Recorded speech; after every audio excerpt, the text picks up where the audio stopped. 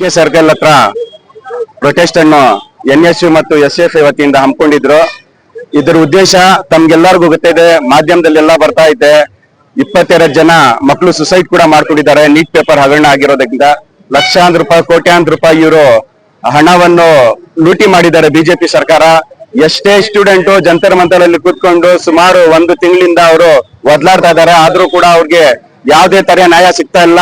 ಉಲ್ಟಾ ಅವ್ರ ಮೇಲೆ ಲಾಠಿ ಚಾರ್ಜ್ ಕೂಡ ಮಾಡ್ತಾ ಇದ್ದಾರೆ. ಈ ದೇಶ ನಡ್ಸಕ್ಕೆ ಬಿಜೆಪಿ ನಾಲಾಯಕು ಅಂತ ನಾನು ಹೇಳಕ್ ಬಯಸ್ತೀನಿ. ಯಾಕೆ ಅಂದ್ರೆ ಮೋದಿಗೆ ಮಕ್ಕಳಿಲ್ಲ, ಅಮಿತ್ ಶಾ ತಡಿಪಾರು, ಯೋಗಿಗೆ ಎಂಟಿ ಇಲ್ಲ. ಇವರು ಅವ್ರ ಕೈಗೆ ನಾವು ರಾಷ್ಟ್ರವನ್ನು ಕೊಟ್ಟಿದ್ದೀರಿ.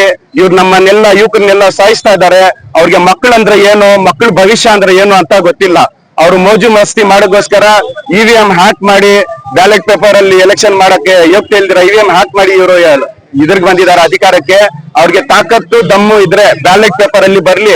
ನಾವು ಏನು, NSU ಏನು, ಯೂತ್ ಕಾಂಗ್ರೆಸ್ ಏನು, ಕಾಂಗ್ರೆಸ್ ಸರ್ಕಾರ ಏನು, ಕಾಂಗ್ರೆಸ್ ಸರ್ಕಾರ ಇತಿಹಾಸ ಏನು ಅಂತ ನಾವು 2029ಗೆ ಅವ್ರಿಗೆ ತೋರಿಸ್ತೀವಿ ನಾವು ಅಂತ ಹೇಳ್ತಾ ನನ್ನ ಮಾತನ್ನು ಮುಗಿಸ್ತೀವಿ.